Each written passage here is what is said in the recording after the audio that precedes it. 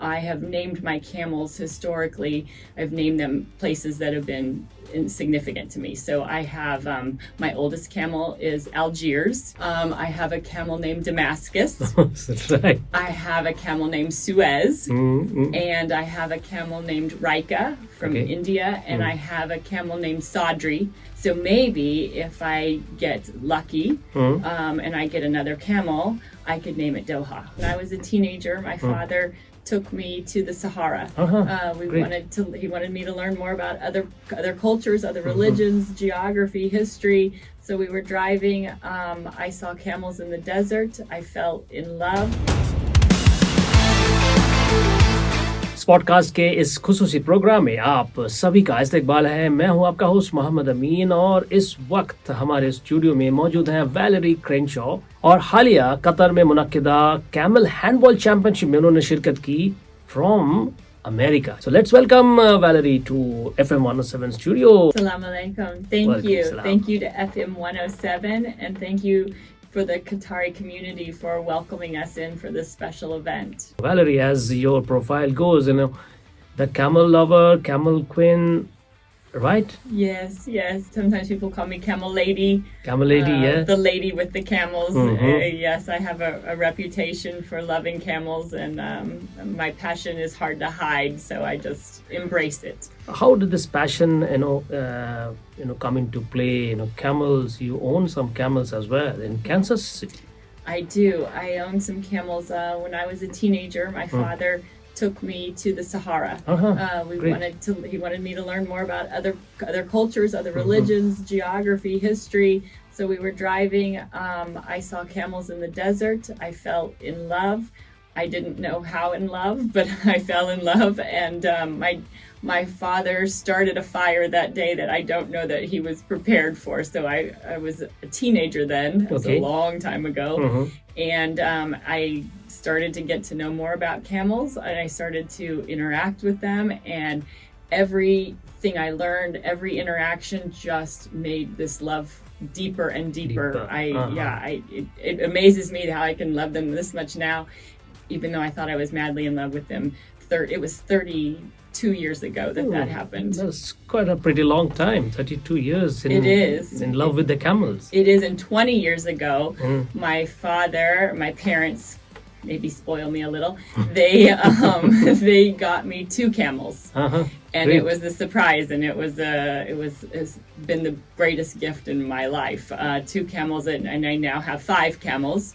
And so I've been learning from my camels for 20 years now, and I relish every moment. Even when I step out in the barn and I see them out grazing, walking across the Flint Hills of Kansas, I still get excited seeing them like they just arrived. And any names that you have put on these camels? Oh, absolutely. I spend lots of time thinking of my names, and because I've fallen in love with camels and learned the most about camels in other countries.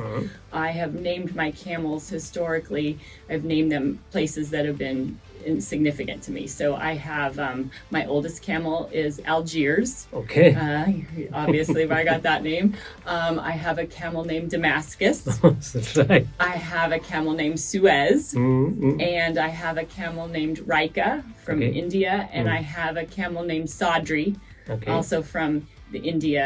That's another part of the country part of the world that I've traveled to learn about camels. So maybe if I get lucky and I get another camel, I could name it Doha. Don't you think that'd be a good name for a camel? Yes, I think it would. And you just talk about India. From India also you took you bought the camels from India? I haven't purchased from India. I've learned a lot from India. I've worked with the Rika before. There's some wonderful people there who've let me walk with them. We did a 7-day walk to Pushkar, which is a big camel fair. Rajasthan, you mean? Yes, in Rajasthan. And so they basically let me follow along and just watch the pros. I mean, these people have been handling camels for generations, and so I got to learn from them and their camels that were very patient and very good teachers. I guess ultimately my camels are from that region of the world because they would have been imported from Australia several generations ago. And prior to that, coming out of Australia, they would have come from the Afghan, Pakistan region. True. So you've been to Pakistan as well. You were just talking about the Pakistan experience. I have been to Pakistan. 3 years ago, I said, I want to learn more about camels. And, interestingly enough, there's a lot of science journals that come out of Pakistan. There's a research center there, and I really wanted to see it. Then I got there and realized there's so many things to learn about camels. I got to see the dairy, the camel milk. I got to go to the research center, and then I went down to Karachi, and I just by luck, by serendipitous interactions with people, I was able to go see the swimming camels, the camels that swim to the mangroves. That had been a dream for me. I mean, there have been years I'd been wanting to see the swimming camels, and I still kind of get a little chills when I think about it. It was so beautiful. They were swimming. It was sunset. The camels were wonderful. The camel handlers were wonderful. It's an amazing sight. It's amazing, truly. It's amazing. I agree with you. You said one Indian word related to camel. Yes, when I was in Pakistan, I would hear lots of people speaking Urdu, and I didn't know any words, and I picked up tika because I would hear it on the someone saying tika on the phone, and so then I said there's only one word we need to know in every language, and it's camel, and so they taught me oont. I remember oont, and when I was there, I was practicing because there's a different word for female camel, or all the different, and so I was learning all those, but I still remember oont, and I figure if I know oont, I can get anywhere, right? What difference that you have seen in Qatar? You came here for this championship, the handball and the camel, a very unique game. I mean, with tradition mixing with the sport. It is very unique. I have not seen this anywhere in the world. When I was first called up and they said, will you please come play camel handball? I kind of thought, am I being tricked? What is happening here? And there hasn't been a long history that I'm aware of because of where I live of camel handball. So I've seen the racing here in the Gulf countries. I've witnessed some of the beauty pageants and some of the other competitions that you see, but I hadn't been able to be part of the traditional sports. So I think what I have noticed is this is a very competitive sport. These players are very skilled. They have strategies. They have offensive schemes. They have defensive schemes. They're very good camel men. They handle their camels well. But they're also sportsmen. They also have all these athletic skills. I mean, you have to have a lot of agility and smarts and camel intuitions. And so this is completely different than any of the other camel events or cultural events that I've ever witnessed, and I think that Qatar does a very good job with it. They do a great job promoting. They've been teaching us. I mean, they've been so patient with those of us that don't know everything we're doing, and the hospitality is wonderful. That didn't shock me because of most of the Gulf countries, the hospitality is so beautiful, but they've been hospitable, but they've been so gracious in teaching. Like they don't look down on us because we don't know what we're doing. They want to lift us up, and it's touching. It's extraordinary. And I mean, I'm a woman, and so I know that's a little different too. They're not used to maybe women competing, but everyone has treated me just like I'm supposed to be here, and they treat us like America is supposed to be here, and that is a very good thing. I mean, your country should be very proud. And do you think there is a camel culture in America? Is there a very strong camel culture? There is a camel culture in America, and I know it's shocking to a lot of people. I usually, when I do a talk or I have to go somewhere, I say if I have one goal, it's to say for people to leave and they say there are camels in America. We do. We have between 7,000 and 8,000 camels. They're located from coast to coast. They are not just in one region, like in the desert. So we have them in dairies. We have about a dozen dairies in America. I drink camel milk every day, and so we do have the dairies. We have people collecting the fiber, the hair of the camels. We have mills that will process it, turn it into a scarf or a carpet or yarn to make things. We have a pretty good growing culture there with the fiber.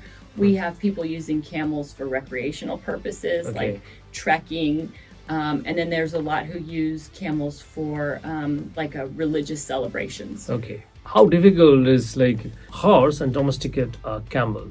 What is the difference between both these animals?